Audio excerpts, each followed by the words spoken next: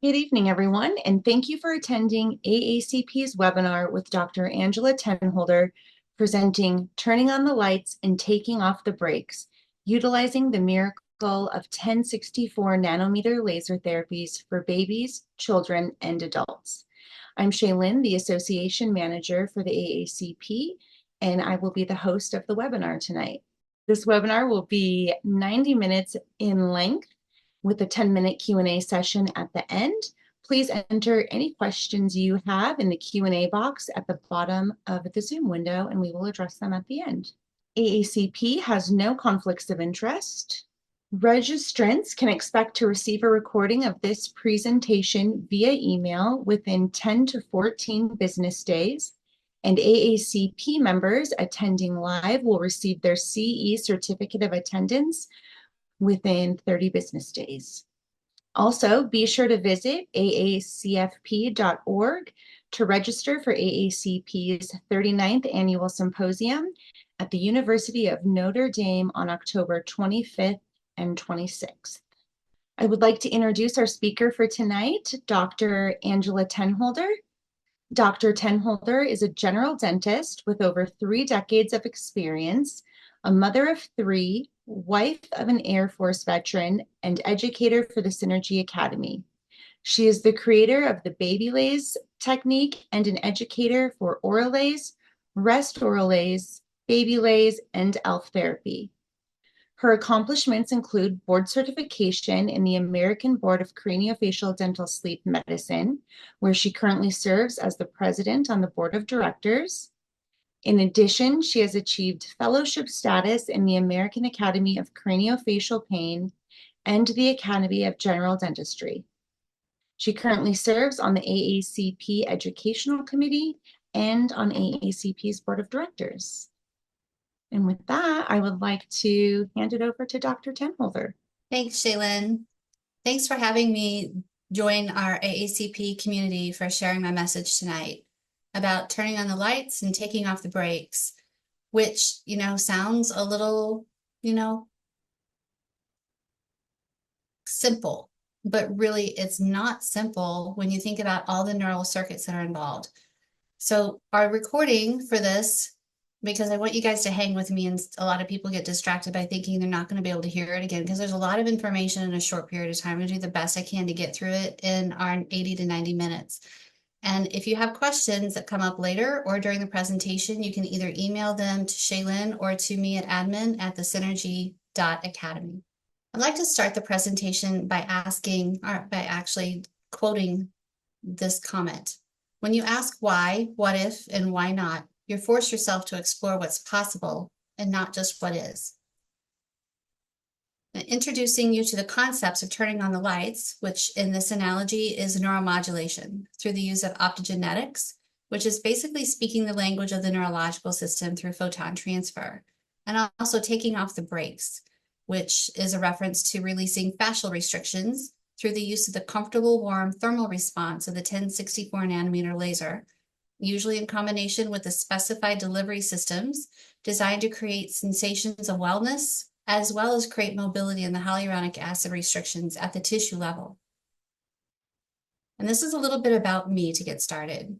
My name is Angie Tenholder, and my why is that obviously I've been a dentist for a while, about 30 years. I used to be a chronic pain patient. That's how my journey started. I'm a mom of 3 kids who all had their needs that I needed to help them with, and my husband who has a list of things for emotional trauma, physical trauma from doing 20 years in the Air Force, as well as, having a life being a soccer player and a bunch of other things. So I've learned a lot about understanding and managing pain, not only for myself, but other people. And I thought, what if others could benefit from learning from my experiences that might be easier for those who might follow? So disclosures, I'm an instructor for the Synergy Academy, where we teach procedures on ALF therapy, OraLase, and through this journey of using ALF and OraLase on myself and my patients, I then was the one who was chosen to develop BabyLase. And since then, I'm also developing a technique called RestOralase. The question that we always have is, why do some people need more help than others? Some of us just got it going on. We can figure it out. We don't have any problems, and others need more help. And that's a combination of nature and nurture and how function affects form. And some people respond very well to conventional techniques, and other people need a little bit more help through the alternative techniques that are available out there. And let's think about what Albert Einstein said as he sticks his tongue out at us. The only thing that interferes with my learning is my education. So what are our current limitations in helping our patients and our families? We have mindsets sometimes, whether we identify ourselves as airway structural dentists or those who treat tongue ties. We have a little bit of tribe mentality that can come along with that training that might limit our ability to see outside of that. We sometimes have limitations to access to technology, limitations of politics and dentistry and everything else in the world. Also financial considerations that might not allow you to understand these things unless you're watching a webinar from me. So as dentists and doctors, we're asked to first do no harm because we're all normal people with normal jobs who are trying to do our very best to make a difference in the lives of our patients and their families, as well as our own. And why not do everything that we can to help everyone as soon as possible? And sometimes that starts very, very, very early in life. And let's start by thinking what we can all agree on. The Dunning-Kruger effect talks about how, when we started dental school, we knew nothing. And then when we graduated, we thought we knew everything. And then we got out of life and realized there's a little bit more to dentistry than what we were taught in school. And then the more experiences we have that humble us, we think we're never going to understand it. With experience and knowledge in the field, it starts to make sense, but the true level of expert is when we say, trust me, it's complicated, and life is complicated. We shouldn't oversimplify it for our convenience. But the one thing that two doctors can always agree on is a third one should have done something differently because we are in a very subjective field. And we have been exposed to concepts over time that have been thought up, but not always thought through. Think about the risk of aggressive and irreversible procedures, sometimes unwillingness for people to embrace principles that our operating systems are founded in nature as human beings, and eventually explained by science. The aspect of human nature of choosing oversimplification over authenticity is regretful. And think about what these fish did when they were in that dentist office aquarium in the movie Finding Nemo. They thought they had a brilliant escape route, and then they got out and they said, well, now what? What do we do? And would it surprise you to know that there are additional factors to consider that are not always included in some of the more traditional dental pain or sleep instructional programs, as well as for those dedicated to the understanding of procedures to address tongue restrictions? And as a healthcare community throughout history, we've witnessed some pretty preposterous ideas about healthcare that proved to be false after being widely accepted as true. Some brilliant ideas that were like, no, that's too good to be true, and now considered to be the standard of care. We have a lot of instruction on some fairly limited ideas that were made to sound like they were very comprehensive and they would take care of everything for us. And then we're always contemplating fascinating concepts that might seem out of our reach as a profession due to limitations of comprehension of what we are able to do, as well as our scope of practice. We've all had our guessing machines challenged when we thought that we provided the right service, but didn't always get the outcome that we were hoping for. And some of the people that I admire that have also had their guessing machines broken that continued to try to figure it out for us include Dr. Nikki Mills, who's an ENT in New Zealand who had a similar experience when she was like, why are some of my patients from surgical tongue tie releases doing great and others doing worse, and some not changing? And what she did is that she had the luxury of discontinuing her clinical practice and going into research. And she did postmortem dissections of the floor of the mouth and discovered that the tissue composition is actually composed of fascia and not a discrete cord or band. Dr. Derek Nordstrom developed the dorsal appliance, the mandibular advancement device, and was very aware that it was not the cure for sleep apnea, which is why he kept looking and he kept learning, and he developed ALF therapy and OraLase. And that is what we're going to be talking about today, a lot of the principles associated with that. Dr. Gabor Mate, who's a physician, realized that his symptoms with addiction, as well as those of many of his patients with addiction, were actually caused by early childhood trauma. Also figured out that other physical diseases were caused by emotional etiologies. And then the Androsanes discovered in 2023 that the pathophysiology of sleep apnea is strongly influenced by neurotransmitter depletion secondary to bruxism, and not exclusively as a structural collapse of the airway, or what we refer to as a choke point. And they all had their whys. We're going to be talking about a lot of whys during this presentation today to build on what they have created for us. So Dr. Nikki Mills, she said the lingual frenulum is a fold of fascia, not a band. It's not composed of connective tissue fibers that have an anterior-posterior orientation, nor is it a discrete quarter band as described in literature. And instead, it has a basket weave orientation and crosses the midline. And her publication says the classification of a posterior tongue tie based on a construct of a midline submucosal band is not supported by her dissections. What her message includes is this diagram of the red line being mucosa, or what we can see in the sublingual fold, the green line being the fascia, what we can't see yet is critical to understand, and then the muscle underneath of the genioglossus. Her position is that we cannot see all of what's being pulled up into the sublingual fold. And when we have fascia and muscle into that fold, we do not know what we're cutting through when we do a tongue tie procedure. This link right here to 2020 Baby is a really good resource for people to listen to her perspective on her concerns about the tongue tie procedures that are being done after she was able to perform her research. Dr. Derek Nordstrom is the inventor of the technique that we're going to be learning today called OraLase. During his development of OraLase over 15 years ago, he considered a myriad of different things, including acupuncture, hypnosis, the interruptions of trauma on development, retained primitive reflexes, principles of rhythmic integration, the role of the C fibers, a bunch of different things that a lot of people don't really think about when they're thinking about pain or sleep or human development. But he brought it all together as a problem solver and then used his knowledge about laser physics and the physiology of tissue response to be able to come up with a technique to help overcome the limitations that he had with ALF therapy, because ALF therapy is based on the tongue working. And if we cannot get the tongue to work as well as we want it to, why was it not? Why couldn't we get that tongue to lift and swallow properly? And so he realized that OraLase would be a solution for that. And he chose a 1064 nanometer wavelength for a very specific reason. And these diagrams show its depth of penetration is able to get down to this fascial layer and neurovascular layer, which is the sweet spot for what it is that we're looking to do to actually change both the neurologic response and the tissue response. And that specific amount of heat, as the chromophore of the 1064 wavelength is oxyhemoglobin, and that is found in the muscle. So when we heat up the muscle by heating up the hemoglobin, then we're able to get the release of the fascial restriction at that layer.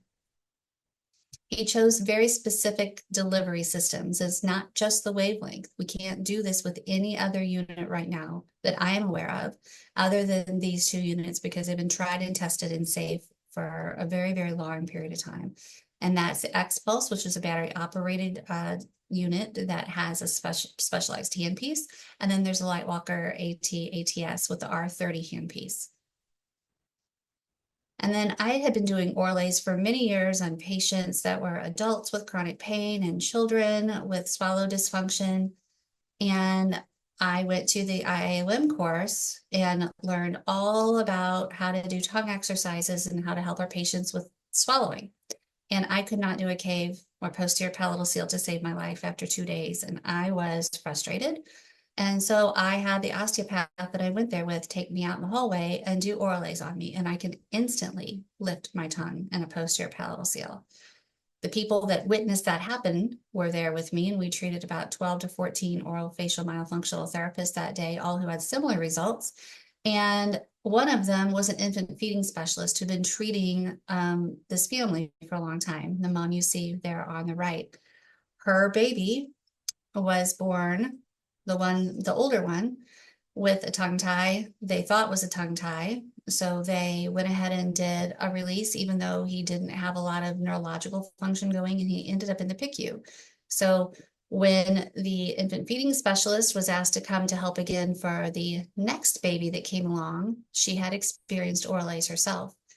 She brought not only this mom and her baby, but this mom's sister and her new baby, so cousins that were born a couple of weeks apart, and the grandmother, all to my office, sat me down and said, if you can do OraLase on adults, didn't see the results that we've seen, you should be able to do this on babies. And I never wanted to work on babies. I have an adult chronic pain practice. And she said, well, you really need to help because we do not want this baby to end up in PICU, and none of his feeding reflexes are on board. He's sitting there not responding to any therapy. It was basically had a supplemental feeding tube that was parallel to the breast to help him even get nutrition. And they looked at me and they said, we need your help. And I was pulled violently out of my comfort zone because I was a mom who had an infant with feeding challenges, and I would wanted someone to do this for me. So that's where the magic happened. And that's where BabyLase was born. Because after about 3 sessions, this little boy, his name is Byron, he went from not feeding at the breast, having no reflexes, to on the breast and thriving. Not only that, but the cousin who came in high tone, where he was low tone, also regulated. She did need a tongue tie release, but they both did very, very well. And once you see something, you can't unsee it. And that's where BabyLase began. But birthing isn't easy, birthing a concept or birthing a human. And it's much easier to just follow the leaders.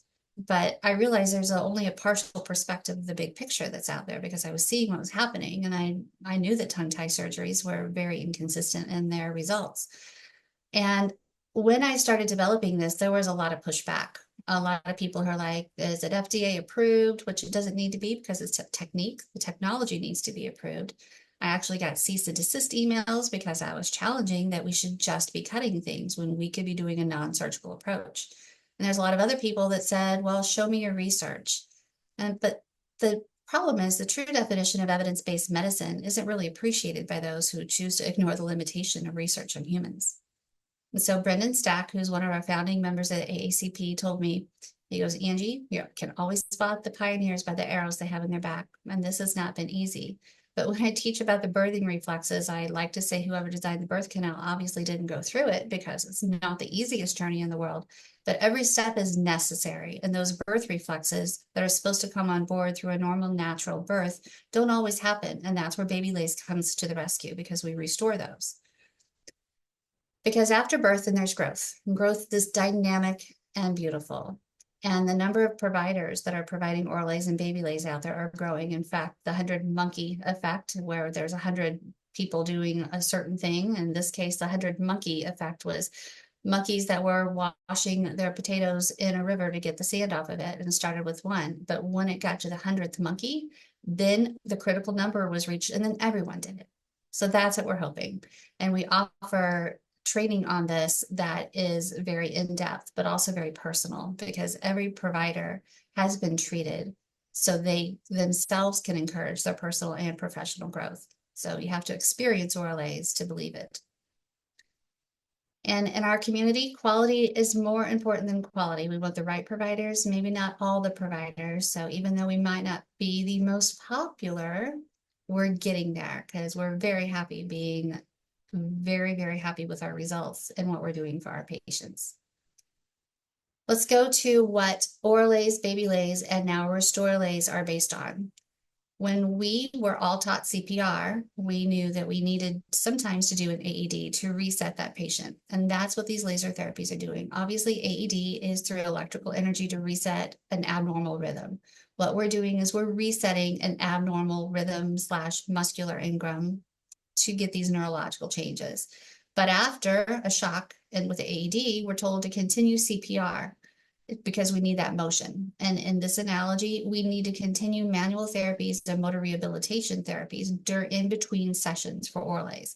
We can reset that system and give it the power and get it back online, but we need to continue to do procedures for some patients, including dental appliance therapies for our pacemaker analogy, because if they cannot hold that rhythm on their own, we might need to give them a dental appliance to do it. So OraLase, BabyLase, and RestOralase aren't always standalone procedures. They're usually in combination with therapies and dental appliances for certain people.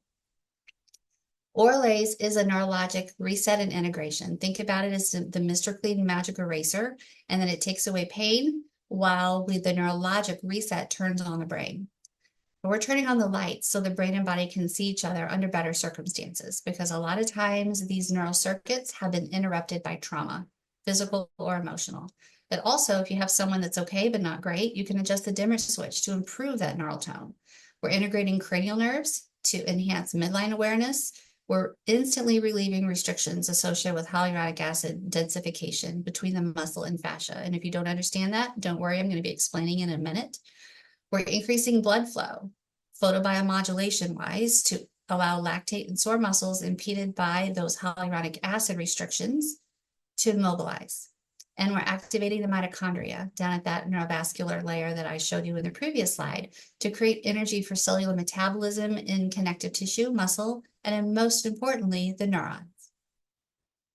And the sequencing creates these specific sensations because we have the specific wavelength, intensity, and pulse shape of this laser and a series of strokes through the orofacial regions to create unique, comfortable, pleasurable sensations that are known to activate a very primitive healing response. And a lot of those primitive healing responses involve an oxytocin type release, which is the bonding love hormone, and people feel really good afterwards, which opens a limbic window through which cortical memories can be coordinated with cerebellar patterns to allow old traumas, developmental inconsistencies, and frustrations to complete nature's own integrative process that wasn't able to integrate for whatever reason during development. OraLase allows that to rewind, go back, reset, and integrate, ideally. And these traumas that happened in the past created gaps that otherwise would perpetuate this limbic hypervigilance of the constant worrying and wondering what should have gone right, which is a common component in chronic disease. It took me a long time to find a Wheel of Fortune guest that was funny but not inappropriate, because it's amazing what people can say that absolutely is not true with Wheel of Fortune, because sometimes they just need a vowel. And when I was looking for one, I found one and I looked at it like, that's not too bad. Don't get the tidbit in the pit. That's not, inappropriate in a professional setting. And my husband, who was sitting next to me, he goes, oh, don't let the cat out of the bag. I needed an A instead of an I. And that's what happens during normal development with babies. They're supposed to be growing and getting certain sensations delivered to them in a specific time, whether it's birth or after birth. They don't always get the vowel that they need. They're knocked offline. And those neural circuits and the influence of these unresolved gaps during development in the orofacial zone can create sleep disturbances, including apnea, bedwetting, reflux, all kinds of food fetishes, fears, panic, a lot of neurological issues that might show up different for every single patient, but they're typical symptoms of learning sequence gaps and unresolved traumas. And those profoundly influence orofacial growth, especially with a low tongue posture, is secondary to that event. And the OraLase technique recognizes that the orofacial zone is central to the body's natural integrative process, which is foundational for developing resilience, and that is the swallow. And nearly all of the milestones are pre-verbal, involving touch and proprioception in the first 1,000 days of life. And that brings me into what is BabyLase. BabyLase is an adaptation of OraLase as applied to the unique needs and challenges of our most vulnerable and also our most adaptable ages 0 to 2. It addresses the effects of birth trauma by normalizing the primitive reflex and cranial nerve system, much more mental than dental at this stage, while improving neural tone for both the hyper-responsive baby and the hypo-responsive baby, which is low tone. We're integrating cranial nerves to get the midline awareness, just like OraLase. We're relieving restrictions at the fascial layer. We're increasing blood flow, and we're getting the mitochondrial function going so damaged tissues can be repaired. And I like to say we're on the cutting edge of not cutting. Both OraLase and BabyLase can be utilized to non-surgically and comfortably improve tongue function to assess if additional interventions, including surgical tongue tie release, are necessary and appropriate. It allows the patient to gradually integrate the changes accomplished by simultaneously improving both form and function at every session. And it promotes conservative care while utilizing an evidence-based approach to comprehensive wellness. RestOralase, the next evolution of this technique, we're using two different wavelengths, and we're using the ND-YAG, the 1064 nanometer, as we previously discussed for OraLase, to do neuromodulation and fascial release. But it also incorporates the erbium YAG, which is also known as OraLase Plus. which is basically, if you can imagine Indie Yag being nice and warm and comfortable, and the Erbium Yag being a little bit more assertive. Basically, the difference between whispering and yelling. So when a patient's not getting the message, then we bring in the Erbium, and it's also the same technology with a different technique that's used in NightLase to do laser-assisted uvulopalate to be able to modulate the collagen in the soft palate to help with snoring and the tissue redundancy that happens with aging. It incorporates the use of dental appliance therapies as well that are specifically designed to sustain the benefits of neuromodulation, that pacemaker analogy that I was telling you about, as well as provide structural support for those who can benefit from it, including dorsal mandibular advancement appliances and neurologically based night guards, as well as neonatal health. The comprehensive concepts that we deal with in OraLase, RestOralase, and BabyLase are not just the tongue. We would like to refer to as oral neuromyofunction, not just the muscles, but the nerves that supply them. And that includes the orbicularis oris, the buccinator, and the superopharyngeal constrictor as the only true ring of muscles and fascia that pull that mandible posteriorly distally. And we all know that's a big deal when we're trying to treat a class 2 correction or airway correction. So when we're dealing with all of the muscles, we're looking at the big picture. Also the floor of the mouth and the masseter and muscles of mastication, because we're using a very comprehensive approach with understanding the retained primitive reflexes, which I wish I would have known much earlier in my career, being someone who is board certified in sleep medicine and realizing these are important.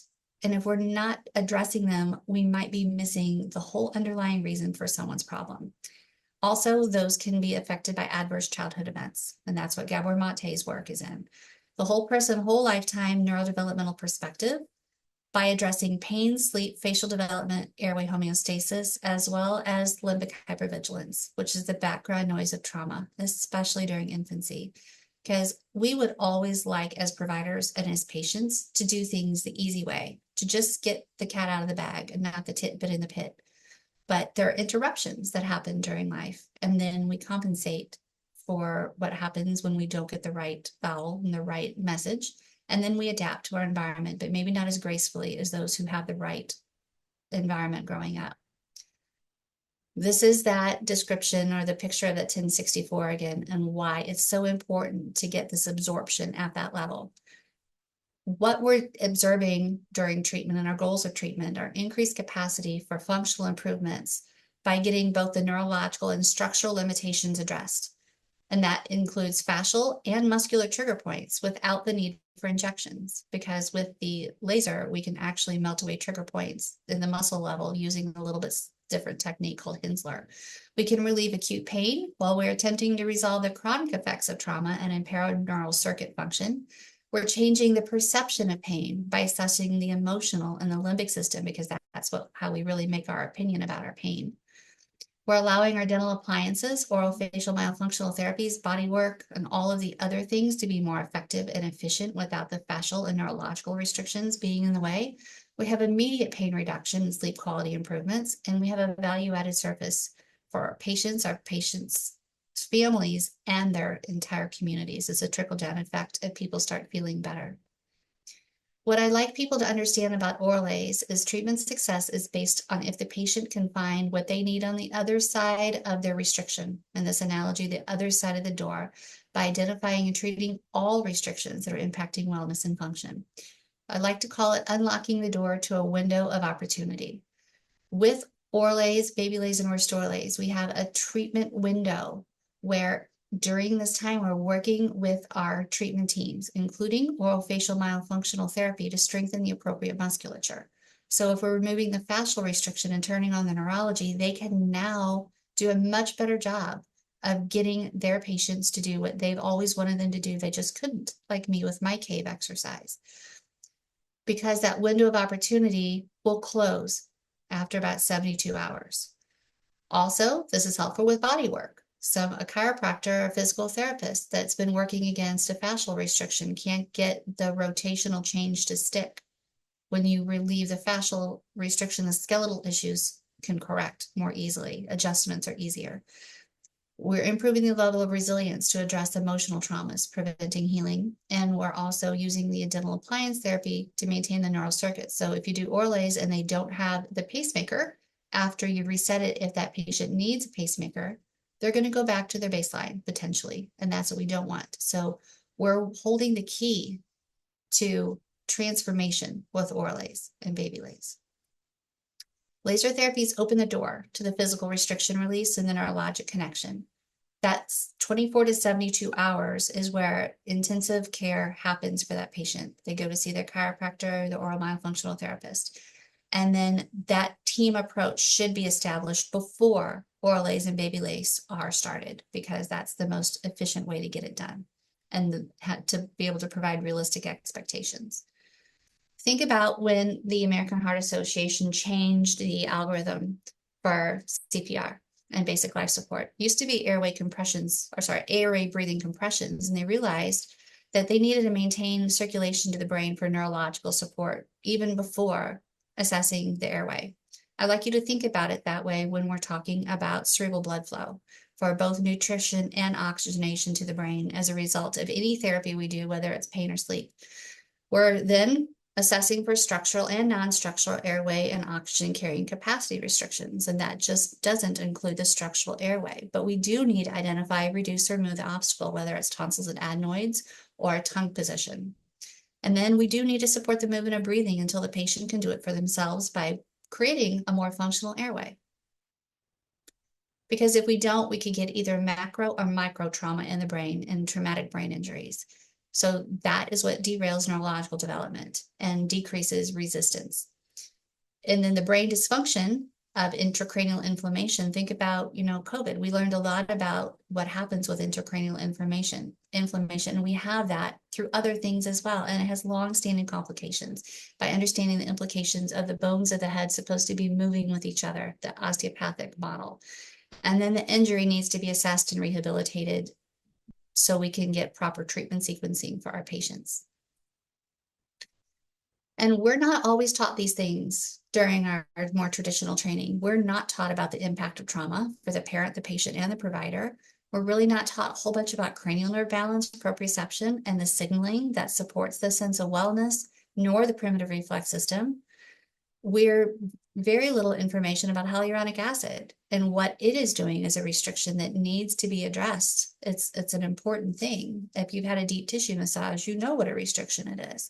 And it doesn't feel good. But what OraLase does is it allows that restriction to be released without all the pain of the pressure. And that hyaluronic acid interface that is between the genioglossus muscle and the deep fascia, if it is obliterated secondary to cutting the epimysium of the genioglossus during the surgical intervention, that hyaluronic acid layer is obliterated and we have another restriction. We weren't taught that, and a lot of us still aren't being taught that. When we're developing as humans, there are at least 3 burdens to ideal neurological and dental facial development. And those gaps that we talked about, the buying a vowel, that neuroplasticity strives to close, but that takes a lot of energy to do that. And if you're doing that while you have inflammation, which almost everyone does these days, and how gut biome is affecting the vagal tone, and also the depression of the critical pathways, including and especially the dopamine pathways as we're developing. The emerging science is pointing the direction to the impact of trauma and the potential effects of neurotransmitter depletions in both sudden infant death syndrome and sleep apnea. The role of inflammation and its relevance to sleep-disordered breathing has also been pointed out by the Ghazal study. Influence of the trigeminal afferents and neurological function, and how if there's an imbalance in the trigeminal nerve, it affects the entire body. Because the impact of early neurological development is a big deal. Those neuropsychiatric disorders in childhood affect the limbic system, the autonomic nervous system, and by developing a little bit more plasticity in these babies through OraLase and BabyLase, we're hoping to improve all of those things that this diagram talks about throughout the lifetime. And it's really a big deal. That's what BabyLase is about.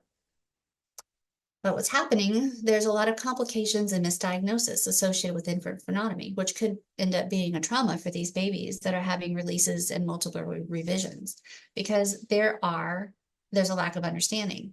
And what the research is showing is that we should be working closely with our lactation professionals to be able to work through these problems. Because the most expensive liquid in the world is a tear. It's 1% water and 99% feeling. So think before you go in and hurt someone. And that's what Nikki Mills said. Really think about what we're doing as a community. And what Dr. Nordstrom developed for us, and I followed up on it, is an opportunity to be more conservative and discerning. But let's talk about the common denominator of neural circuits. We're going to go back to the title with turning on the lights. Our human operating system.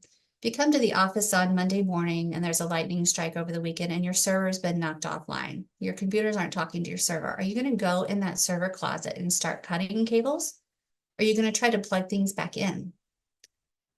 The diagram on the lower right is the model of what I perceive as one of our biggest challenges in our communities and what OraLase and BabyLase are uniquely able to do, which is reconnect the disconnection between the tongue and the brain. Because when we go cutting cables and cutting tongues, we are potentially disrupting the neurologic circuits, which can work out for the betterment sometimes, but sometimes not so much. And this is also I found this Facebook meme. It says, my mind is like my internet browser. I have 19 tabs open, 3 are frozen. I have no idea where the music is coming from. And that's the background noise of trauma. And that can disconnect this neural circuit between the tongue and the brain. And what if our common goals as healthcare providers could all be explained and connected through the understanding of the requirement that our brains and bodies work together with synergy? And what if we committed to applying this knowledge to using the techniques and the technology that are literally at our fingertips? The definition of synergy is when an interaction of elements produces an effect that is greater than the effect it would have resulted by each individual element, adding up the effects. So with synergy model, we talk about the role of the neural circuits, which includes the autonomic nervous system, the primitive reflex system, cranial nerve, trigeminal influences, and early childhood trauma.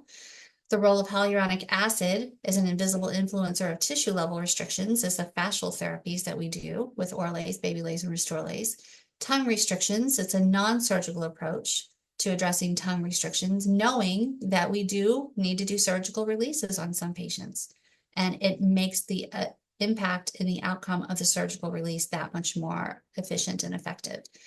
Because the tongue function directly reflects craniofacial development, which we are all about in the Academy of Craniofacial Pain, through understanding how the dental environment affects the function of the human being, not just covering it up with pills and shots, but making the function better using appliances to do it. So and some of those involve dental expansion, but I'm going to bring to your attention the osteopathic approach if you're not familiar with it. Because the chicken and the egg model is sometimes what we deal with in addressing the cycle of dysfunction in the circle of life. And we're looking at both the etiology and expression of these problems that we deal with our patients. In the disconnection between brain and body, we can strive to reconnect them by treating both the symptom and the cause through a nature-based approach to healing offered through the miracle of the donation of photon energy. And it's safe, and it's comfortable, and it's conservative. The book, The 5 Love Languages, talks about how, everyone has a primary love language, but if you extrapolate that to patient care, everyone might have an issue, whether it's structure, function, or environment.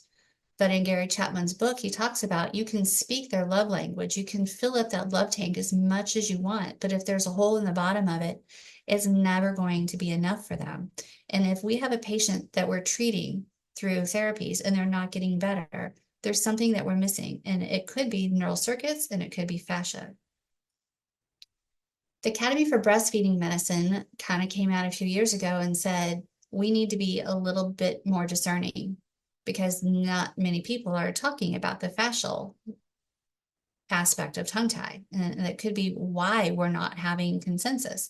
We don't have a clear definition of tongue tie. Nikki Mills says you can't look at it and diagnose it. You just can't. You can't know the extent of the incision of the sublingual frenulum. We don't have consistent documentation. We don't know what surgical instrument is best. And we don't have a lot of research on long-term outcomes.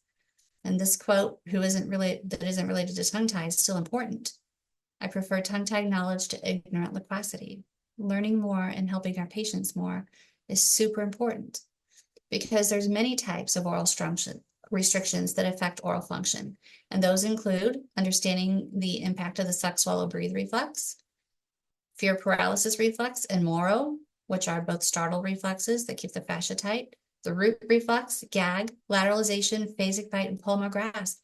And not a lot of people know what these are, because if they haven't been working with babies in a functional dimension, that's why you work with your infant feeding specialist or your occupational therapist, because these reflex patterning issues are critically important, and that's what BabyLase is actually primarily addressing first.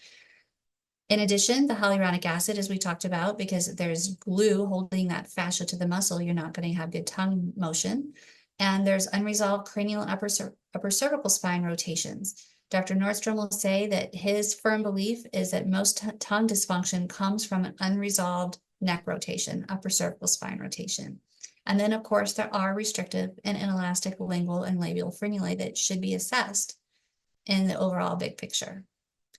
And the irony of this cave exercise is that so many people try to do it. And sometimes we say, oh, you just don't have the right training. You're not getting oral myofunctional therapy. Well, guess what? I did. I had it for a long time prior to go into the course, and I still could not do this, quote, simple movement that other people could do, because I had a more important restriction preventing the motion, and I felt inferior. I felt so frustrated. So new research has come out, and it turns out that what is supposed to make us feel better might actually be making us feel worse when it comes to this cave exercise. So they did research. They took participants and they broke them up into 3 periods of tongue function, which is baseline, which wherever their tongue was hanging out at the moment, tongue placement on the floor of the mouth, and the tongue placement on the palate.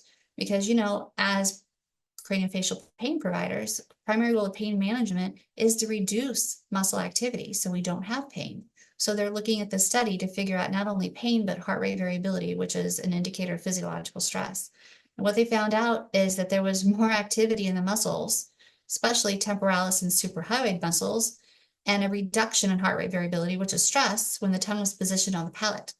In other words, instructions to place the tongue on the palate are not instructions that will promote reduced physiological functioning or relaxation, in other words, so it doesn't relax them, but it promotes small but potentially important increases in overall activity as indexed by muscle tone and cardiac function. In other words, it's stressing people out to force them out of their comfort zone and into holding the cave position. So what if some patients actually need to hold their tongue in a low tongue posture to get a sense of calm, which might be stimulating the vagal nerve by keeping it there? And repeatedly forcing the tongue from its comfortable low tongue posture through habituated oral exercises, forcing people to do the cave, might be creating emotional and physiological stress for some patients. And what if, through the use of the floor of the mouth musculature to inefficiently elevate the tongue as a compensation for swallow dysfunction, which is basically the myofunctional pushing the tongue up as opposed to the palatal glossus and styloglossus pulling the tongue out from the palate? What if we're actually creating pain and hyaluronic acid restrictions in the myofunctional floor of the mouth fascia through improper and excessive use of the inappropriate musculature for patients who just can't do it? They're going to cheat, like lifting with your back instead of lifting with your legs. And what if that is creating pain for our patients? And what if part of the success attributed to the structural tongue tie release is actually a neurohack to hotwire the system instead of finding the keys to a more sustainable swallowing pattern through neurological and fascial integration? So think about when someone has an injury, there's dopamine release and there's growth factor release. It's like a little honeymoon. Feels good for a while. And also, when we take away that motor engram, we might have just a suggestible pattern by weakening the existing motor engram through punishment instead of play as the most efficient way to learn. Think about how we control a horse. We inflict pain in the trigeminal region. Think about how we've gained influence over other human beings by whipping them and flogging them and getting fascial injuries. People are more suggestible after they've been injured because they don't want to hurt again. So let's think about some of our treatment methods and goals of lingual frenectomies and swallow function. Is it possible in some cases that surgical interventions might actually create an environment for compliance so we can do it when we're told to do it, but not conversion to a more favorable and functional swallowing pattern? Because we don't think when we swallow, we just swallow because it's neuroreflexive. So in principle, if you have a fascial restriction and a neurological restriction, preventing the tongue from moving, and you do a surgical release, you're going to have an inferior result compared to one if you did have tissue guide mobility and upregulated neurologic function. The tongue's going to move better if all the restrictions are released and not just the one you could see. And think about if you're going into an intersection driving about 60 miles an hour and you want to take a 90-degree turn. Most of us are going to slow down before we turn that car, before making a directional change. And similar concepts apply when we're talking about tongue tie, because our tongue has been moving in a certain way since about 4 weeks of gestation. If there's been a restriction, the motor ingram has been established. And anyone who's worked on an elliptical machine knows how difficult it is to walk normally after you've established the motor ingram of lifting your legs elliptically, and all of a sudden you try to walk. So making a drastic and sudden turn may result in success if that patient is resilient. And it may end up in disaster if the system is rigid or doesn't possess the skill to adapt and reestablish a new pattern.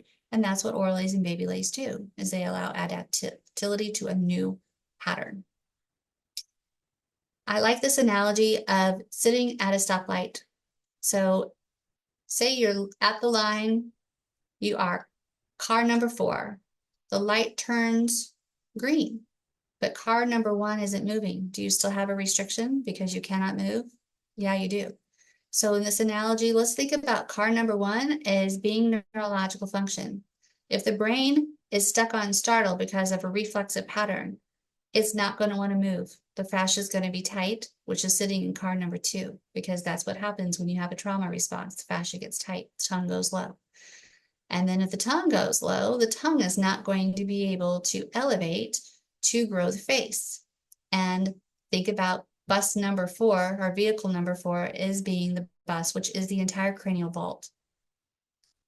And the pretty white things that we went to school to treat are just the passengers on that bus. They're riding along, being completely controlled by neurology, fascia, tongue, and the cranial vault mechanics, and how our head and face grow. So let's think about what's riding in car number 1, our autonomic nervous system signaling, and what our brain actually needs, which is cerebral perfusion.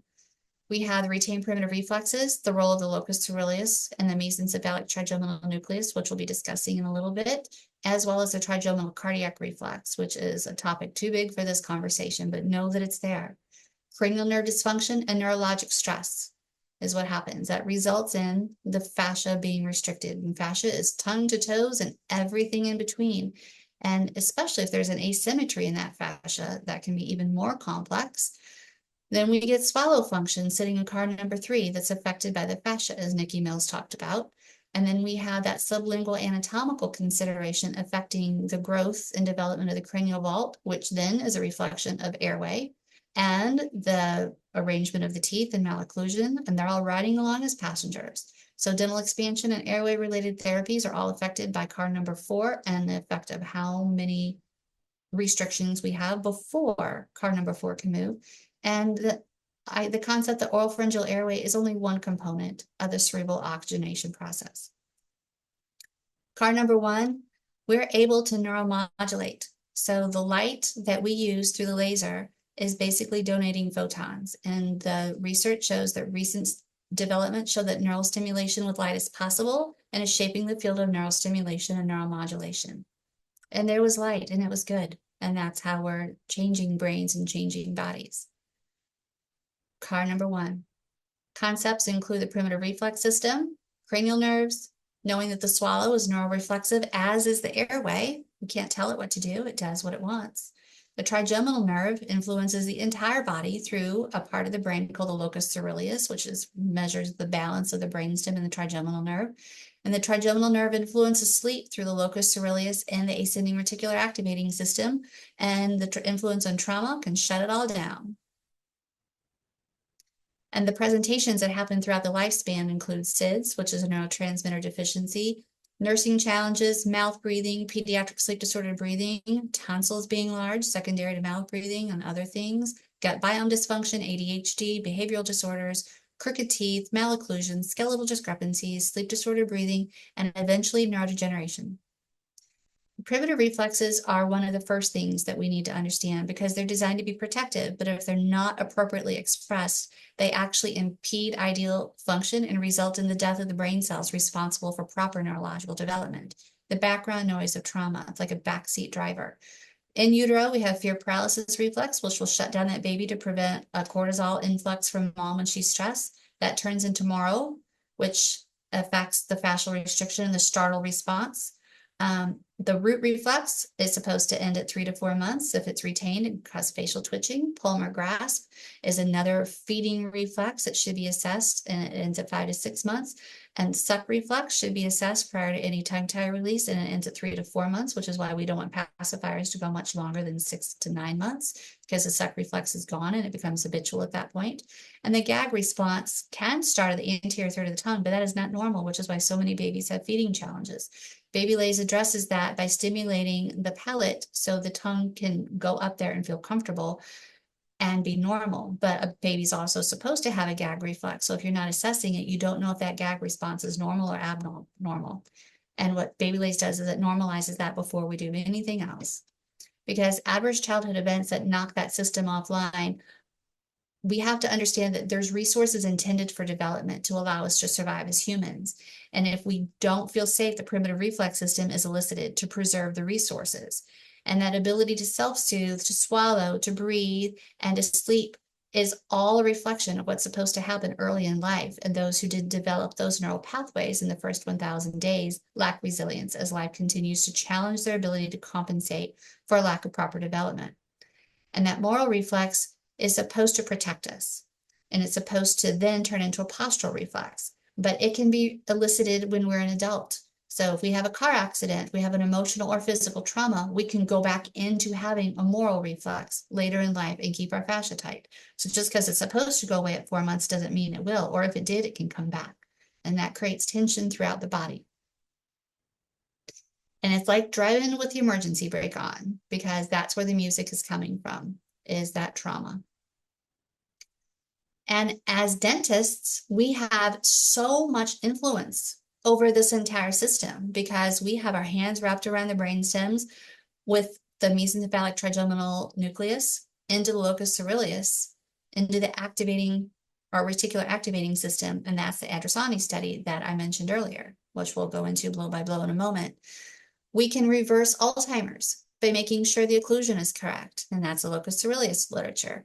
When we have these trigeminal imbalances, the entire body goes into compensation patterns through the vestibulospinal pathways. But we can assess and address all of these in a very easy way if we just know what we're looking for and have the tool to be able to address it. We have to understand the work of the brainstem. Think about a brainstem as a breaker box. If your breaker box in your house is a bunch of switches are flipped, you're not going to be able to turn all the lights on. What OraLase and BabyLase do is if there's trauma, we're gently stimulating these cranial nerves, these quote breaker box switches, and turning them back on so all the lights can come on. But we have to be able to know how to assess that as well. When I was in dental school, I really didn't like the tongue at all. I just wanted to drill on plastic teeth in the lab and realized throughout my career that the thing that I resisted the most has persisted in my understanding of what makes a successful human being. We have 5 cranial nerves working at midline 24/7 in the tongue. We have such an ability to influence overall health and wellness. Because we've been told throughout our, life, there is no I in team, but there actually is. It's in the a-hole. So let's think about what happened in dentistry to how did we get misled to just think about that the size of the tube that we breathe through is the only thing that we need to consider. What the truth is the brain receives blood flow as controlled by the autonomic nervous system, which is largely influenced by the trigeminal system, as highlighted in the recent literature. I went to dental school because I didn't want the responsibility of medicine, but guess what? We're in the hot seat.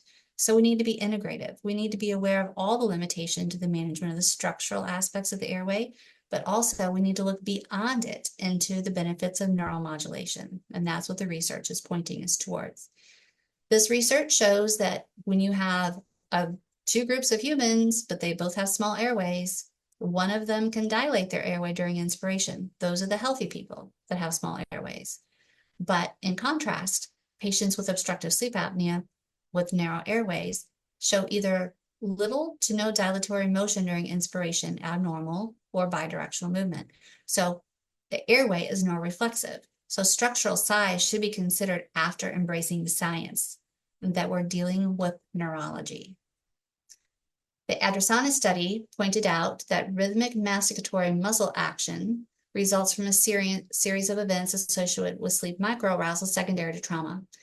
And with those seconds that precede the onset of clenching, bruxism, we have neurological events, respiration increases, and then that leads to a dysfunctional mesencephalic trigeminal nucleus because of the bruxism. And when we have a dysfunctional mesencephalic trigeminal nucleus, it can't activate the ascending reticular activating system that keeps us from collapsing our airway. And then that will lead to sleep apnea. So the Adresana study said that apnea can only develop once the mesencephalic trigeminal nucleus has released all of its glutamate stores secondary to bruxism and activated the nuclei of the ascending reticular activating system, leaving it inactive. So they hypothesized that obstructive sleep apnea may also be the result of neurotransmitter deficiency. And bruxism actually precedes the airway collapse. We've been told we clenched open the airway, and that is not true. So based on these findings, they said obstructive sleep apnea is not caused by an airway obstruction that prevents breathing, which is a game changer for a lot of us dealing with sleep medicine. Because now we have a tool, we have neuromodulation. We can connect the neural circuits so we can optimize that mesencephalic trigeminal nucleus, remove the fascial restrictions that are preventing it from being optimal, and we can pave the pathways to reduce both pain and inflammation to produce improvements in treating craniofacial pain and sleep disordered breathing, as well as hopefully reduce the impact of neurotransmitter depletion. Did that bird on that fence actually bend it? No, it did not. Correlation and causation are two different things, and tongue position and tongue ties do not necessarily cause airway issues. It's more neurological. Because neurology, the final frontier. Remember Captain Kirk? He said space, the final frontier. Not so true. The brain is the last and greatest biological frontier, the most complex thing we've yet discovered in our universe. It contains hundreds of billions of cells interlinked through trillions of connections. The brain boggles the mind. That's a quote from Dr. Watson, who won the Nobel Peace Prize for discovering the structure of DNA. Kind of a smart guy. You know who else is a smart guy? John Remmers. He says that not every dentist physician are the ones that teach others appreciate the connections between airway and the neurological factors. He called it out. He said AHI then, apnea-hypopnea index, is a failure. It just doesn't take enough of the evidence that's come out since 2000 into account. So what if we can influence neurology and improve patient responses to treatment? We have two ways to do it: mechanotransduction, which is our dental therapies and surgical functional and manual therapies, but also optogenetics, and that's how we neuromodulate. We're stimulating cranial nerves by using the axons of the brain extending to the skin. That's what OraLase does. We're leveraging unique features of cranial nerve stimulation, flipping on those breaker box to target a constellation of brain regions in line with modern neuroscience. And we're proposing an intervention design framework based on cranial nerve pathways and targeting brain circuits, which are linked to higher cognitive processes, by taking advantage of the functional overlap of the vagus nerve and the trigeminal nerve through the tongue, because the tongue is theoretically compelling target to elicit stimulation as a high receptor density and nerves that project directly to the brain. And we think one of the reasons that OraLase is so successful is that we're addressing the pain feedback loops from the temporomandibular joints and sublingual fascia with the laser, because tongue strength and function is really the driving force for facial growth. And that's card number 3. And we need facial growth, which is bus number 4, to be able to have an airway. But most traditional orthodontic mechanics do not address the sophistication of the healthy swallow, which is what the goal of OraLase and BabyLase are, to get the healthy swallow so the tongue can drive the resilience in the midst of trauma and help that patient overcome their trauma. We're using the C-tactile fibers because we know that the babies that were in the orphanages in Russia, they were fed and they were cared for, but they weren't touched and they had a failure to thrive. But once they were touched and they were picked up and they were loved on, they thrived. What we're doing is we're using those C-tactile fibers and stimulating them at a very high level with a laser to be able to improve health for our patients. what they did, and they're trying to figure out how our bodies perceive pain, and they figured out that there's only one neural system to detect and feel pain, whether it's emotional or physical. Basically, they had baseline psych tests for a group of people that broke up with their romantic partners, and their follow-up test was they had them look at pictures of their partner after this trial. Half of the study was given non-steroidal anti-inflammatories and the other half were not. The people that addressed their physical pain through non-steroidal anti-inflammatories had a better psychological result. They overcame their trauma better.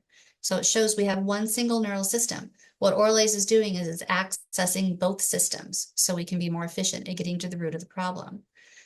And we're getting to the amygdala, and it's an important brain center for the emotional affective dimension of pain for pain modulation. There's a difference between pain when there's no emotion involved, like hitting your nose on a coffee table, versus someone you love punching you in the nose during a fight.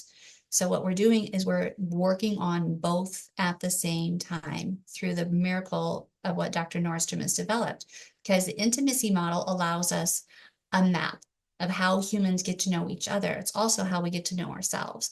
So the sensation creation. So Dorothy did not actually need the ruby slippers to get to Oz or back home, but they helped her. And that's what OraLase does. We all have the ability to heal ourselves, but sometimes we just need something to help us along. And the sensation creation with OraLase allows the patient's perception of what happened to go from black and white to technicolor, just like it did in The Wizard of Oz. You can see things because these neural circuits are connected again when they were disconnected before. And basically, I don't say these exact words, but similar. Toto, we're not in Kansas anymore. Everything is different after OraLase for most patients, and it's a gentle support for the journey. When we get to know someone, first we shake a hand, then we hold a hand, then we might touch a face, then we might kiss, then there might be contact with vulnerable, highly innervated mucosal tissue as we get more intimate, and then there's a kiss goodbye. That is the path that OraLase takes, and it's very specific. And it's very important to understand that when you go into these models, because it's not just treating a tissue, we're treating this pathway in the brain. And remember the homunculus model? We're treating these areas, hands, which we're titrating the dose on the hands to make sure the patient is comfortable with the heat sensation. But look how close the hands are to the face and to the tongue. We're using brain mechanics to be able to get improved results as well. And if you've ever sat down on a table and it has a wobble, you want to fix it, right? Well, think about that table as a trigeminal nerve. And if there's an imbalance in that trigeminal nerve, if we fix it, everything is better. And what they did is the researchers figured out that if they had elderly patients that had started going through cognitive decline, they gave them partial dentures to balance their occlusion. And they were able to reverse the symptoms of Alzheimer's, but they also did that in normal subjects as well by balancing occlusion and improved overall function. So once again, I wanted to be a dentist because I didn't want responsibility. But what's happening is if we don't get balance in the trigeminal system, the entire fascial system compensates throughout the body. This diagram shows all the color lines that are fascia that we can access through OraLase and BabyLase. And in addition, we have all these cranial nerves and all these functions that we're able to influence as well. So let's bring it back full circle. What if we can measure all of these things easily in less than 2 minutes to be able to determine what patients have fascial restrictions and neurological restrictions? We can. I do it all the time. We teach that in the courses that we're looking at the moral response. We're assessing pain. So the moral is the starfish, the startle response. The stop test is a subjective test of pain. We're looking at these areas for not only the efficient swallow, but the compensations for less than efficient swallow. We're doing the switch test, which allows us to access the vestibulospinal pathways to see if there's balance in the trigeminal system and which neural circuit is connected or disconnected, right, left, maxilla or mandible. And we're also assessing what we call the clock and sack, which is the cave exercise, to see if we have range of motion in pain. Think about card number 2, fascial function. We knew in Schoolhouse Rock, the whole body was connected. We need to be able to understand that when we're treating someone with OraLase, because if we remove a fascial restriction from one part of the body, it might go somewhere else. We need to work with our treatment teams. And trauma is pain, and that's hyaluronic acid. And hyaluronic acid, according to the Stecos, could be at the origin of many myofascial pains. How do we interpret pain? Through our limbic system. It's not just what we feel, it's how we feel about it. And we can modulate that through the limbic system, because if we don't, we're going to avoid, compensate, we're going to get anxious and depressed because we're in pain. This is a diagram of what hyaluronic acid looks like. It's interspersed between the layers of tissue through the muscle, but most importantly, between the deep fascia and the muscle. And that's the magic of OraLase. What we're doing is we're heating up that muscle and we're turning the glue that is a hyaluronic acid restriction to goo by allowing mobility in that hyaluronic acid layer. And that's what the 1064 nanometer wavelength does, is it allows that sliding lubricant hyaluronic acid to be mobilized. And what if these fascial and neurological functions are actually the most important aspects of tongue function, but they're being overlooked by those who aren't looking or not willing to treat them?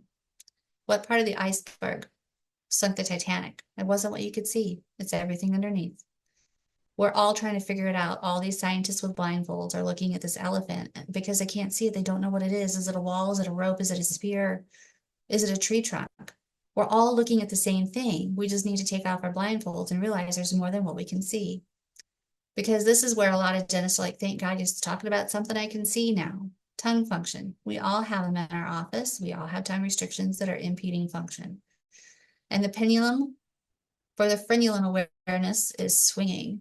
We have some people who talk about, I don't always talk about tongue tie, but when I do, I mention posterior tongue tie and lip ties often go together, as this picture shows the most interesting man in the world with the Dos Equis commercial. Could it be fascia? Yeah. It could be apoptosis. It could be structural as well. Yes. But it could also be all fascia.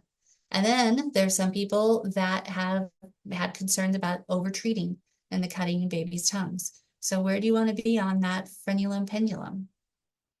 We still have so much to learn. Keep learning. So we're looking at from brain to tongue to toes and everything in between with OraLase and BabyLase. So let's mash up this hyaluronic acid diagram with Dr. Mill's diagram. And also the research that shows that if the epimysium of the genial glossus is disrupted, the hyaluronic acid lubricating gliding layer is obliterated, which means we have a scar. So touching the genial glossus, disrupting the epimysium, creates another restriction. So you have a baby that has one step back early in life, has a tongue tie, and then we go in, we surgerize it, and now they have another restriction. There could be some improvement, but what OraLase and BabyLase do is help identify those before we do the procedure. Because once we cut it with that purple line right there, we can't go back. Bus number 4, the cranial vault. This video shows the motion of the bones of the head. These bones are moving, and that's not something that we're taught in most of our orthodontic and dental programs. And they do move throughout life, and that's the principles of osteopathy. And they were able to show how much bruxism affects temporal bone hypermotility or hypermobility in patients with multiple sclerosis. 3 millimeters of movement. That's a lot for some patients, that, like I said, MS population, but we're all moving. And I'm overwhelming a lot of people with a lot of complex information, and I get it because that's the enemy of execution. Everyone might go, well, this is too complex, and it's easy to like say, well, this is so unfamiliar, but it's irrefutable science. But look at these videos right here. How hard is that? It's not that hard. This baby at the bottom just had this treatment done, and she is so relaxed. She is so at peace with herself and doing well. And it's really not that easy to overlook some of these things because, you know, we don't know it. But once you do see this, you get addicted to the miracles. I'm completely addicted to all the things that I see every day, and I can't go back to doing things the other way because there's so much more to look at. And we're all drowning in information and starving for wisdom. So what we're doing is we're improving tissue glide, we're improving range of motion, we're preventing unintentional scarring, we're getting neurological connections. We have patients that actually are happy because they can finally do their cave. They can finally say their R's. They've been in speech therapy for 6 months and they haven't been able to say their R's. We do OraLase and all of a sudden they can. And then that motivates them to continue their healing process. And what we're doing is we're getting that fascia to release so we can actually then activate the neuromusculature to turn that glue to goo, which allows better access for any inelastic fibers that might be there so we can get more conservative releases for those who do need the releases. It's best accomplished when you can use an intraoral approach using the 1064 nanometer wavelength and approved delivery systems. We're literally In that video I showed before with that baby, I'm literally taking that handpiece on the floor of the mouth and rubbing it on the floor of the mouth and melting away those restrictions just with a simple touch of a laser and a little warm light. And it creates immediate increases in range of motion at about the rate of 30% for adults that we can measure it, while instantly integrating the trigeminal neural circuits. With babies, they go to the breast and they can actually nurse fantastically. The hard part is, and the parents are like, so I don't need a surgical release, right? We're like, actually, you still do. They're like, but everything's great. Because function's great, but it might not stay that way in the presence of a true structural tie that they will then develop compensations for. So that's the discernment that as providers that we need to understand. But there are times we do not need to do a surgical release because the true restriction was fascial. And what it does is also eliminates any pain. So when someone does have a surgical release, the fascial restrictions are not there. So the recovery is so much easier for them. Not to mention the photobiomodulation that happens after surgical release, because that's part of OraLase and BabyLase. Things to know about them, the opportunities are it's efficient and it's effective. We get increased range of motion right away, along with no more pain. Like literally, people can come in with top of the pain scale and leave with none. They also feel better because we get endorphin release, which is basically, we're treating the lips, which is what we're doing with kissing, and kissing is endorphins. So we get endorphin release, oxytocin, and most people feel really stoned or high after OraLase as well, including the munchies, because we're getting into all of those systems somehow through the miracle of what Dr. Nordstrom developed for us. And once a patient feels well, they realize that they can return to that feeling whenever they need to, which is beautiful. However, the obstacles are we have a short window of opportunity of 24 to 78 hours on average. So if you don't have that true restriction, whether it's in the neck or it's a structural tongue tie or it's a neurological restriction that hasn't been addressed, the patients can get disappointed because they didn't do their work by going to the chiropractor, or you didn't do your work by doing a thorough assessment.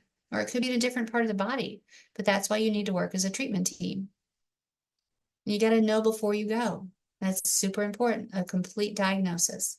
OraLase applications include diagnosis and treatment planning sequencing to see if and when you want to do a surgical release. It's also, if you know you need to do a surgical release, it gets that patient optimally prepared.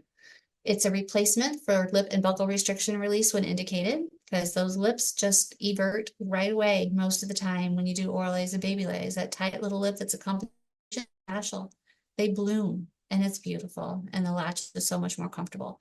We're enhancing the neurological honeymoon following the wetting of dental appliance insertion, which basically, if you can imagine a patient meeting their appliance as a wedding ceremony, do you take patient to happily ever after with your appliance? OraLase is like the honeymoon. It integrates that neural circuits and makes it so much easier to wear, the body accept it easier. It also allows for increased range of motion for mandibular advancement appliances and procedures, because we're removing all the fascial restrictions that are keeping that mandible back through the orbiculosaurus, the buccinator, and the spheriopharyngeal constrictor. And it complements any form of therapy, including oral myofunctional therapy, body work, mental health, occupational therapy for the reflexes, and so much more. And the Sinatra test goes something like this. If I can make it there, I can make it anywhere. So you can make it in your office with this. Trust me, it just works, because I've been doing it for so many years and it has changed everything about my practice. And this information is not always the easiest to hear, because I know it's different than what a lot of you have heard before in your more traditional treatment options for sleep disorder breathing and craniofacial pain. But it is the most impactful thing that I've ever incorporated in my practice. And remember Dirty Dancing, where he said nobody puts baby in the corner? Regretfully, I think the medical community has put the dental community in the corner. And here we are back again saying it's time to optimize the oral environment and rise to the occasion and literally have the time of our lives. We're bringing along our patients, our teams, our families, and our communities. And by introducing these procedures to your practice, you're going to offer so many more patients the option for a comprehensive, gentle, and conservative approach to care based on both nature-based principles and nurturing as supported by science. And we're honored to be changing the world one smile at a time. So as a review, BabyLase and OraLase are on the cutting edge of not just cutting. We're doing so much more. And why compromise when you can first optimize? OraLase and RestOralase are applying healing principles to a comprehensive approach to care and offering a deeper toolbox to provide advanced care options for the complex patient or to complement any aspect of healing. And we have to keep in mind that it's a therapy mindset because healing is a matter of time, but it's also a matter of opportunity. We can't look at this as one OraLase and you're going to be done. I only needed one, but we don't know. Think about working out. I wish I could work out once and, be ready to go to the beach vacation. But healing is a process that requires persistence and patience. And back to why I started. When you ask why and what if and why not, you force yourself to explore what's possible and not just what is. I didn't have this in my practice until this woman and her family walked in my office. And Mother Teresa said it best. If I look at the mass, I will never act. If I look at the one, I will. I had to help this family. And what if a family like this one came to you for help and you held the key for their success? Or what if that was your mom with sleep apnea who's not responding to treatment and you're missing something, you just don't know what you're missing? Or your brother with trigeminal neuralgia that's not responding to more traditional therapies, and this could help you along. So every patient is a mystery and every day is an adventure. And now you have access to the tools at your fingertips and knowledge in your head. And I love this, Dr. Seuss. I'm going to take a moment to read it. You have brains in your head, you have feet in your shoes, you can steer yourself in any direction you choose. You're on your own, you know what you know, and you're the guy who decides where to go. So those who care enough to offer OraLase, RestOralase, and BabyLase in their practices acknowledge that this is a deeply personal aspect of going the extra mile by caring for those who need the help the most. This is not for everyone. It really is a mindset that you have to be prepared for. So thank you for listening and learning, and never doubt that a small group of thoughtful, committed people can actually change the world. Indeed, it's the only thing that ever has. And thank you for your dedication to helping our most vulnerable become our most victorious. So these are the websites that you can go to learn more about BabyLase, OraLase, and RestOralase. We do have a YouTube channel for videos that you can look at to introduce yourself to those. And any questions, please send them to the admin at thesynergy.academy. And now we're going to open it up for questions. And Shaylin wanted me to show this slide too, to be able to make sure that everyone knows how to reach out to the Craniofacial Pain Academy for additional resources to learn from the leaders in what we do, TMD, pain, and sleep. We have a lot of resources and we hope you take advantage of them. So Shaylin, are there any questions? Yes, there are. Thank you so much, Dr. Tenholder, for the wonderful presentation. We do have a few questions here. One is, can a certified myofunctional therapist use OraLase? Is it within their scope of practice? The only people that can provide OraLase services are those that are legally allowed to operate a class 4 laser. So those would be the doctors. Now, there are certain states that allow a working arrangement for an oral myofunctional therapist to work as a dental assistant, but it literally has to be, you have to be working as a dental assistant to make that happen. So you cannot be doing oral myofunctional therapy on the same patient that you're doing OraLase on back to back, at least in my state. We were able to find a way to make it work, but it really is tricky. But just to be able to buy a laser, no. To offer it in your practice, no. You have to be operating at the doctor level. Is it available in Canada? The Lightwalker is. We're working on getting the X-Pulse available. It was available, and for some reason it's not, but we are working on getting it available. There are providers in Canada that do have it, are using it, but there's something with the politics there that is a little bit tricky right now, but you can get a Lightwalker and do it with the Lightwalker. Have you seen OraLase help dampen the immune system response in patients with inflammatory bowel disease, for example? Well, what we're doing is we're regulating vagal tone. We have a lot of vagal afferents in the craniofacial region, including posterior pharyngeal wall. We have the auricular area, all of which is in the pathway for OraLase. So when we're modulating vagal tone, we can't make any promises, because we do know that gut biome and vagal tone and pain and sleep are all connected. what we're doing, we're trying to lessen the burden for that person, but we can't necessarily say that it's causation. We do notice overall health improving and a correlation with that. So I wouldn't be able to say for sure, but I see my patients just getting well on many levels, their entire health improving with OraLase. Wonderful. Can something as common as a liner treatment cause the trigeminal nerve to go into overdrive due to temporary changes in occlusion and cause neurological problems? Yeah, it happened to me. That trigeminal cardiac reflex that I mentioned, some of us have a superpower, which is an early childhood trauma pathway of being able to clench harder at nighttime than we can during the day. So when you put a liner therapy in, especially for someone who has ligament laxity, and they have this reflex pattern in the background, it can do all those just mentioned, and it did it for me. And that's actually what started my chronic pain journey. And it doesn't do it for everyone, but that's the discernment we need to know is when we're going in to treat a patient, if they have these neural programs in the background. I certainly did, and I didn't know it, and I did it to myself. So the answer to the question is yes, and OraLase is a solution for that. I have not been able to break a trigeminal cardiac reflex without the use of OraLase. It is my saving grace for patients who have that clinical presentation. Wonderful. To clarify, does the tongue tie release damage the hydraulic acid layer? The tongue tie release, if the genia glossus is touched, the epimysium is altered. Yes, you're going to have another restriction. So if you have a tongue tie release where the genia glossus has been altered, the hyaluronic acid gliding lubricant level is obliterated. How many joules per minute do you have to use to feel the effect? It's really hard to be able to measure that in joules. So the effect, the setting is not as important as the sensation. And we go into a lot of detail with that with the training, but we're going for the sensation of warmth. It can range anywhere from 2 watts on the little ones, and it's different for the different delivery systems also. You're going to have, because of the spot size is different. So it's very difficult to answer that question, but the sensation is what we're going for. And obviously a little bit more difficult in babies, which is why I was hesitant.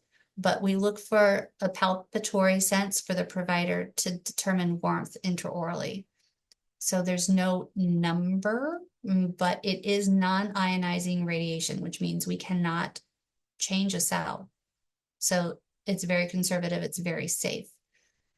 But I know it's a long question that didn't really, our long answer to a question didn't really answer, but I hope it gives you the context of what we're looking for. So it's not just necessarily a math related event with joules, it's more of a sensation and the energy delivered and how it's delivered. Is there a form of OraLase designed for body use outside of the orofacial area? There is. I've been developing fasciolase, but as you know, dentists aren't allowed to treat outside of the oral facial region, but I can do it on my husband. And I have developed, I mean, with his body and all the problems that he's had, what I figured out is that instead of all of the pressure that we need to typically do to do a fascial release, we do OraLase, we open the limbic window, and then we go to whatever part of the body is a restriction based on palpation or range of motion. We treat that area with a 1064 and with the handpiece, and then we go back to OraLase to kind of give the kiss goodbye and seal the deal, and the results are amazingly profound and long lasting. My husband has come into my office at pain scale 10 with all the different things he's had and just like debilitated and walking out 20 minutes later after I treat both OraLase and fasciolase on him and zero pain. It's fantastic.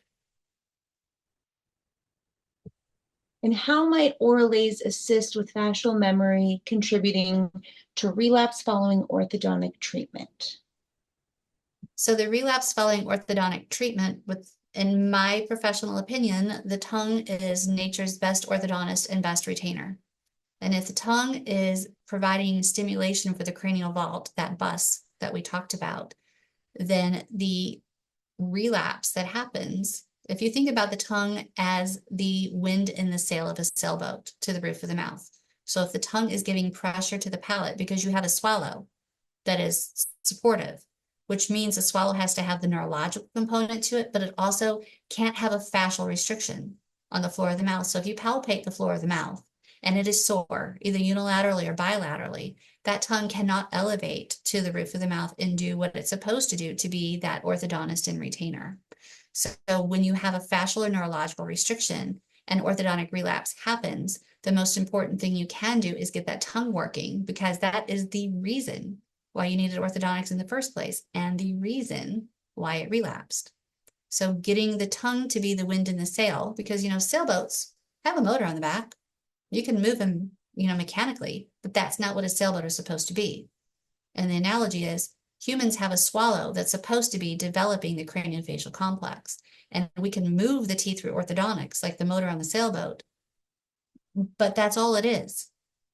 It's mechanical movement unless you are getting the function going first. And that's what OraLase helps with. So that was our last question. So thank you very much for the wonderful presentation. We also have some comments in the chat just saying it was great information and thanking you for the wonderful presentation. And with that, I think that is it for the night, unless there's anything else you'd like to add. I just want to thank everyone for hanging in there. I know that there's probably some mind spinning with all the information that I shared.